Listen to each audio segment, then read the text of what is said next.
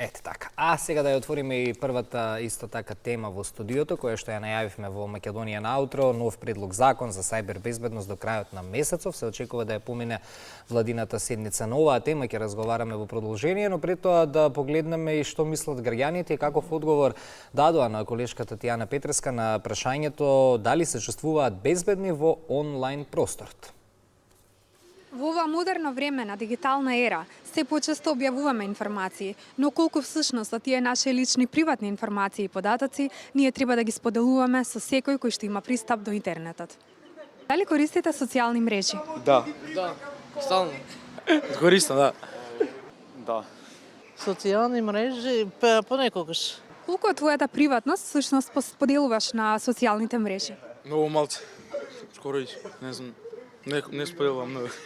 Па не споделувам информации. Дали доколку добиеш некои си информации, односно пораки, податоци, мејлови, фајлови, ти ги отвараш ако се од непозната личност? Не отварам. Се пазам ја. Не верувам. Ако се преку SMS или такво нешто слично, не верувам. Нема да ги отвориме, дека знаеме дека такви луѓе многу постојат и ги има на целиот свет. Не би рекла. Дали вашиот профил е заклучен или пак отворен? Заклучен. А на некој ко апликација ми е отворен, за да можам да го користам, да го играм. Приватен. Си ги знаете ли меѓусебно лозинките, пасвордите од или дали со некого го имате споделено тоа? Не, само со брат ми, дека он ми ги прави. Ти? Па со моите од фамилијата така ги имам. Споделено е само тоа. Приватно само ја знам. Во ова модерно време на дигитална ера, се почесто објавуваме информации, но колку всушност од тие наши лични приватни информации и податоци, ние треба да ги споделуваме со секој кој што има пристап до интернетот. Дали користите социјални мрежи? Да. Да, стално. Користам, да. Да. Социјални мрежи, Добри бе одговорите, но ако имаме време ќе ја погледнеме ни уште еднаш анкетата. Иако сакаме да гледаме млади луѓе и изанализираме, а сега да се вратиме во студиото, го споменав новиот закон за сајбер безбедност, се очекува на почетокот на јуни да влезе во собраниска процедура, законско решение кој би требало да обезбеди безбедност за целокупното општество. Имајќи предвид колку сајбер нападите се насочуваат кон критичната инфраструктура и колку на удар можат да бидат системите за производство и снабдување со електрична енергија, со закон за безбедност државава ќе го унапредува овој сегмент. Што велат и експертите, но и правниците за предлог законот? Дознаваме токму од нив во Македонија на утро. Имаме еден експерт за сајбер безбедност и еден правник, Божидар Спировски и Мартина Дранговска-Мартинова од Сдруженијето на млади правници. Добро утро и добре ни дојдовте. Добро утро. Мартина, Божидар, со првото прашање и двајцата сакам да ни дадете одговор. Сакам да го слушнем и вашиот став. Што мислите колку е важно сајбер безбедноста да се стави конечно во законска рамка? Да, фала. Сајбер безбедноста мора да биде приоритет за државата и тоа не само на државно, туку и на општествено ниво. А ова значи дека правна рамка која што ќе биде јасна и прецизна е повеќе од неопходна. Еден ваков обид имаше во 2019 година, кога имаше процес за донесување на закон за безбедност на мрежи и информацијски системи, меѓутоа, за жал, процесот не беше доведен до крај. Сега повторно имаме можност да со еден ваков закон прво се усогласиме со обврските што ги имаме како земја кандидат за членство во Европската унија, поточно со директивите НИС-1 и НИС-2. И тоа значи дека би изградил еден систем кој што ќе биде сеопфатен и системски координиран систем за сајбер безбедност. Меѓутоа, уште повеќе ова би значило и дека ќе добиеме подобра заштита на критичната инфраструктура, поточно на институциите. Бевме сведоци во изминативе години колку тие беа на напад, односно колку се соочуваа со сајбер напади. Би ги споменала Министерството за шумарство, Фондот за здравствено осигурување, Управата за водење на матична евиденција, кои што преку ваков вид на сајбер напади доведоа и до закани за граѓаните. Така што би подвлекла дека сајбер нападите врз државните институции не се само клучни за, односно не се само ефектот не е негативен само за нив и за нивното функционирање, туку и за правата на граѓаните. Доколку имаме и дозволуваме да се случуваат вакви напади во отсуство на една прецизна законска рамка, ризикуваме и да се повредат правата на граѓаните, пристапот до нивните јавни услуги да биде оневозможен и со тоа да се подкопа и правната сигурност во државата. Сепак не е единствено важно да имаме добри закони, затоа што фактите покажуваат дека не е само законот тој кој што недостига, туку недостигаат и капацитети. Последниот извештај на Државниот завод за ревизија укажува на фактот дека институциите не располагаат со доволно обучени кадри, дека немаат тимови за справување со инциденти. И еден еклатантен пример е тоа што Националниот совет за сајбер безбедност, кој што е формиран уште во 2019 година, се состанал досега само еднаш. Ќе ги анализираме сите сегменти, Божидар, што велат експертите во селата. Добро е да се има стап покрај морковот. Законот, јас го поздравувам иницијативата да го направиме овој закон. Овој закон е, како што кажа Мартина, усогласување со низ-2 регулативата, која специфично се фокусира на усогласеност или на урамнотежена дисциплина низ сите критични сектори кои што ќе овозможат државата да преживее подобро, полесно, кога ќе се случи системот како цел, кога ќе се случи сајбер напад. Ова не значи дека секој поединечен граѓанин ќе му биде на лаптопот нешто штитено или правено на социјалните мрежи. Ова е фокусиран, овој закон е фокусиран специфично кон системот. Системот како сегменти, сектори од кои што ние зависиме како граѓани, како луѓе во секојдневниот живот, да биде постабилен и побезбеден. Зошто е добро? Затоа што никој не сака да работи сајбер безбедност од што му се сака. Сите работат зошто мора. Кога има закон, поздравувам, тоа е добро дека порака дека мора. Кои се најчестите, Божидар, слаби точки во однос на сајбер безбедност на системите за производство и дистрибуција на електрична енергија и како евентуален напад на енергетската инфраструктура би се одразил врз поширокото општество? Видовме, имавме една од наша страна можеби едукативен момент, а за луѓето на кои тоа им се случи многу страшен момент, кога Шпанија и Португалија останаа без струја околу 24 часа, ако не се лажам, пред непол месец дена. Целосна блокада. Застана се. Значи не зборуваме дека кога ќе снема струја само ќе се изгасат светлата. Кога ќе снема струја, запира сообраќај, запира авијација, запира телефоните престануваат да работат. Буквално многу работи престануваат да работат. Не велам дека тоа што им се случи на Шпанија и Португалија е сајбер напад, но ефектот кон енергетската инфраструктура ќе биде таков. Најчести ранливости кои се користат глобално, не зборувам специфично за таа инфраструктура, се ransomware, моментално, еклатантно се случува, тоа што ги спомна Мартина, сите беа ransomware, но покрај тоа има и неколку грешки кои што можат многу полесно да се штитат. Лоши лозинки се еден од најчестите вектори, слаби лозинки, рециклирани лозинки, најчест вектор на упад. Многу од такви системи се најдени. Вчера анализирав ситуација на O2, тоа е телеком оператор во Ирска, кој што течел податоци од 2017 година заради лоша конфигурација. Лоша конфигурација е исто многу честа ситуација која ќе биде злоупотребена. Мораме да запаметиме, не е само струјата во прашање. Овој закон го покрива и треба да ги покрива водоводните системи, чиста вода за пиење, канализација, транспорт на храна, производство на храна, финансиски системи, државна, локална и државна власт, затоа што сите тие елементи се дел од тој систем кој што ние како граѓани уствари секој ден ги користиме. Ако едно од овие елементи падне, ефектот е каскаден. Почнуваат да се рушат другите елементи, ние како граѓани сме афектирани сериозно. Мартина, го прочитавте предлог законот, каков е впечатокот на прва? Ве консултираа вас правниците во однос на креирањето на истиот? Ние како Македонско здружение на млади правници не бевме директно вклучени во изработката на текстот на предлог законот, меѓутоа имаме активна соработка со надлежното министерство, тоа е Министерството за дигитална трансформација и секако преку нашата работа и нашите активности насочени кон заштита на дигиталните права, на личните податоци и креирањето на јавни политики, индиректно и директно учествуваме и придонесуваме. Законот го прочитав и секако вака првиот впечаток е дека еден значаен исчекор во тоа да обезбедиме едно систематизирање на сајбер безбедност и подобра координација помеѓу институциите и операторите. Меѓутоа има и клучни слабости кои што ги гледаме од призма на човековите права, особено правото на приватност. Ќе подискутираме. Да. Така.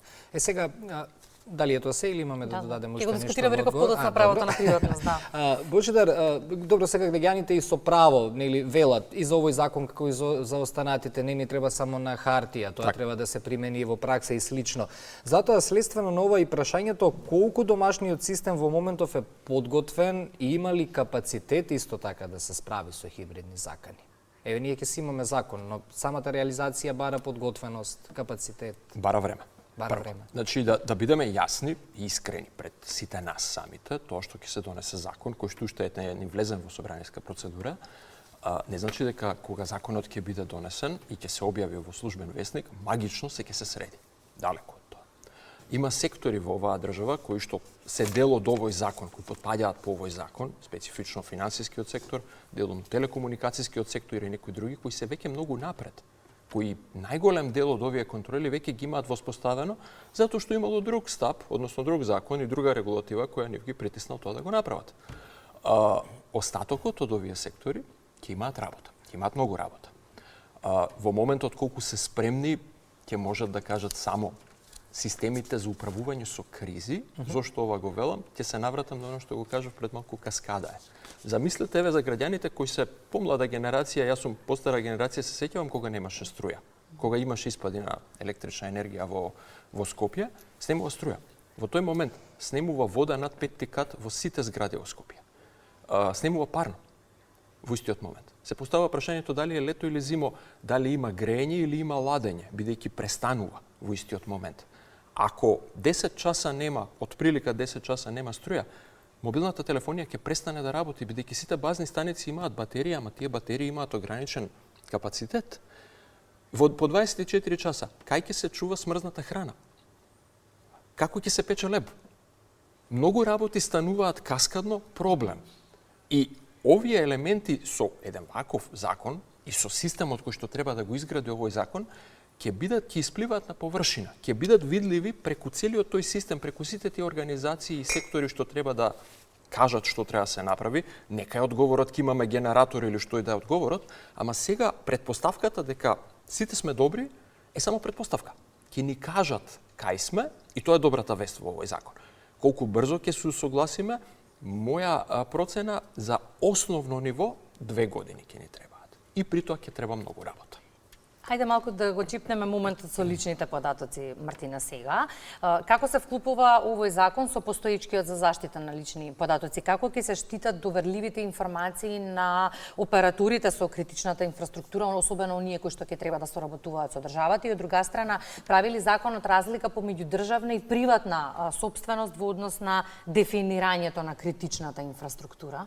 Законот не прави разлика помеѓу приватна и државна сопственост на субјектите кои што ја обезбедуваат таа критична инфраструктура, односно сите оние услуги и системи кои што се неопходни за функционирањето на општеството, како што ги спомна и Божидар, енергетика, банкарство, здравство и така натаму. Тоа се се сектори без кои што ние буквално не можеме да функционираме. И се разбира, сајбер заканите, сајбер нападите не дискриминираат во однос на тоа дали се работи за субјект во државна или во приватна сопственост, така што ова е едно разумно решение. Слабости, како што веќе споменав, има, особено во делот на заштита на приватноста и личните податоци. Тука ние увидовме недостиг на одредби кои што ќе гарантираат една транспарентност, една отчетност во функционирањето на системот. Слаба е улогата на Агенцијата за заштита на лични податоци вака како што е пропишан законскиот текст, а напротив, токму тоа тело треба да биде клучно во сите процеси и да биде вклучено уште од самиот почеток при проценка на ризик, па се до самата практична примена и надзорот над истата.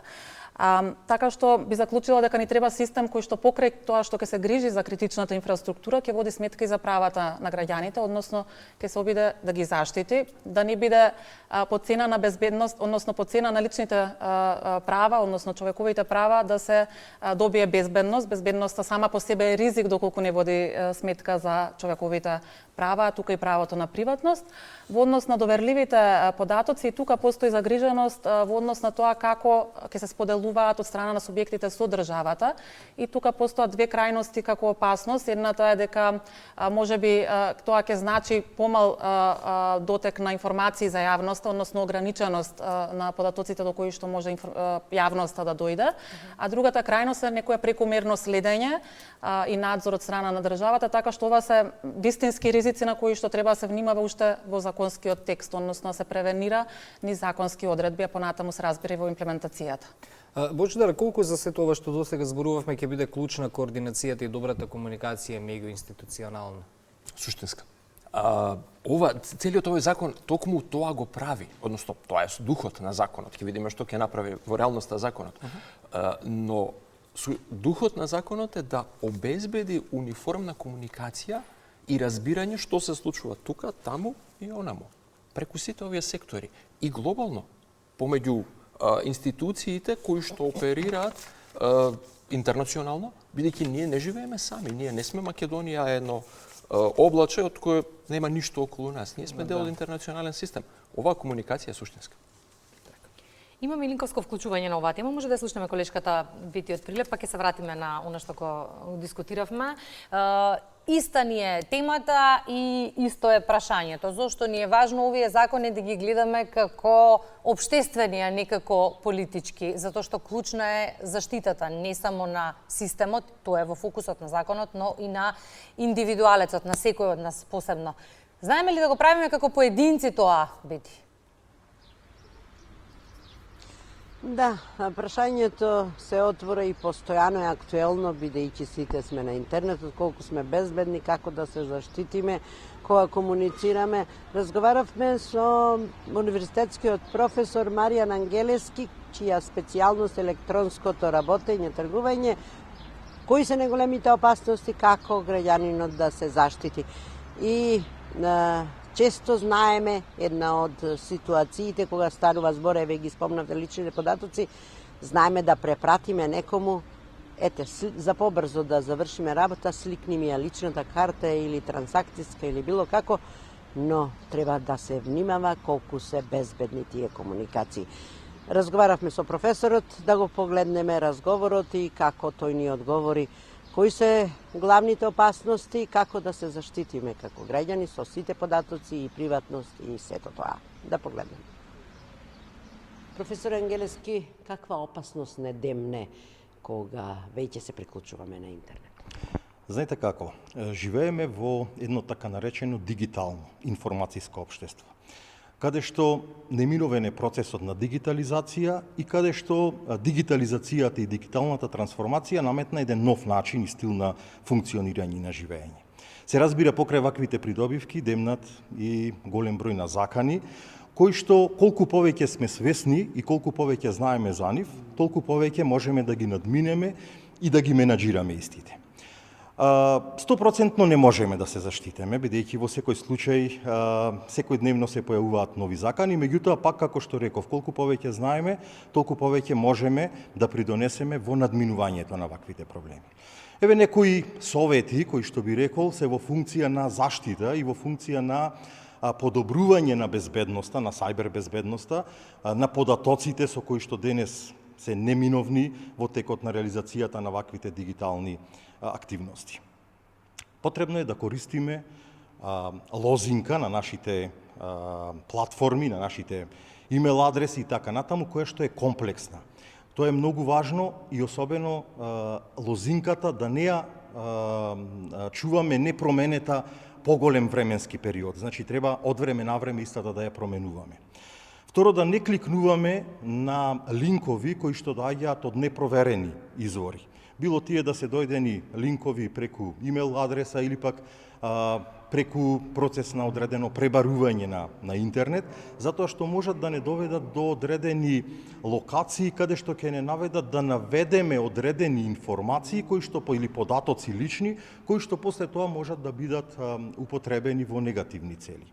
Исто така не треба да симнуваме апликации, било тоа на мобилните телефони или на десктоп и лаптоп компјутери, кои што исто така се од непроверени извори или пак доаѓаат од некои неверифицирани извори. Многу важна компонента е бизнисите како исто така да се заштитат. Бизнисите е потребно да имаат одредени организацијски процедури кои што ќе ги следат вработените од една страна, а од друга страна редовно да реализираат одредени обуки кои што ќе бидат во функција на подобрување на нивната дигитална писменост и како да се заштитат во сајбер просторот. Друго се наметнува прашањето како и родителите помогнат, посебно околу младите. Околу оние социјални мрежи, кога добиваат закани, кога нивната приватност е изложена, кога се злоупотребени, TikTok меѓу другото. Како тука заштитата да стигне? Токму тоа што го кажав претходно. Денес, кога сме на интернет, ние практично оставаме различни видови податоци на интернет. Дали се тоа лични податоци, или пак се фотографии, или пак се некакви видеа и така натаму. Треба да се биде особено предпазлив кај младата популација, затоа што младата популација е таа која што најчесто е изложена на ваквите закани, може да биде изложена на одредени измами, да бидат злоупотребени фотографиите, да бидат злоупотребени видеата и информациите кои што ги споделиле на TikTok, на Instagram или на било која друга социјална мрежа, и токму заради тоа и родителите, и образовните институции, и државата, еве од неодамна, пред неколку месеци, беше донесена стратегија за сајбер безбедност 2025-2028, кој што навистина представува еден сеопфатен стратегиски документ во кој што дава насока во 5 приоритетни области како ние да направиме дигиталното општество да го чувствуваме, во дигиталното општество, во дигиталната трансформација се чувствуваме побезбедни и на кој начин да се заштитиме при реализацијата на ваквите активности во дигитално окружување. И за крај, сосема кусо, значи, еве стратегија донесовме, многу повеќе ќе треба едукација на секој ниво. Токму така, затоа го спомнав, дури и бизнисите, и образовните институции, и јавните институции, државните институции, сите треба на некој начин да бидеме вклучевни во зајакнувањето на свесноста и пак како што реков, колку повеќе знаеме за безбедноста, толку повеќе ќе бидеме безбедни и ќе ги следиме процесите кои што ги носи оваа дигитална трансформација по безбедно. Благодарам, професор Ангелески. Да, ете тоа беше професорот Маријан Ангелески, универзитетскиот професор, и се согласуваме повеќе едуцирани, повеќе да знаеме како да се заштитиме. Секако дигитална ера е и мора да биде побезбедна сета комуникација. Студија. Да, Елизавета, благодариме. Ние се враќаме со гостите во студиото, уште неколку прашања. Божидар Спировски, експерт за сајбер безбедност, и Мартина Дранговска-Мартинова од Македонското здружение на млади правници. Мартина, зошто е важно овие закони да не се гледаат само политички, туку и како општествени?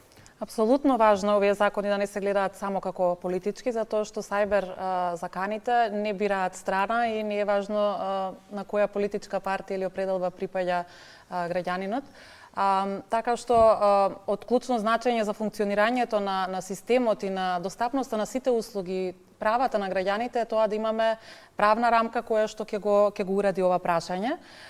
Така што важно е да се нагласи дека сепак овие закони треба да се донесат во еден јасен, широк диалог, каде што ќе бидат вклучени сите засегнати страни, од експерти до академска заедница, бизнис сектор и се разбира граѓанскиот сектор, со цел да има еден инклузивен пристап и систематизирано да се регулираат сите прашања кои што се важни во регулирањето на оваа сфера.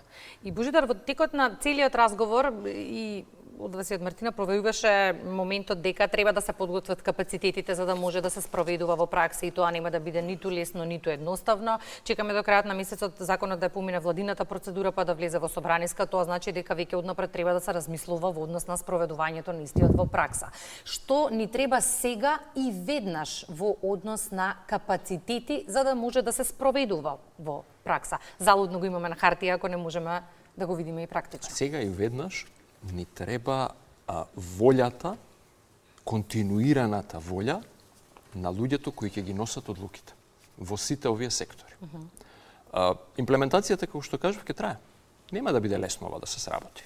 Луѓето кои што ќе треба да ги сработат сите овие задачи по законот, што ќе треба да бидат вработени, што се веќе вработени, што ќе треба да бидат дообучени и така натака, ќе треба да се купат некои системи, тоа трае. Она што е суштинско за сето ова да се случи бидејќи трае, како што кажа Мартина, независно од која политичка партија сте.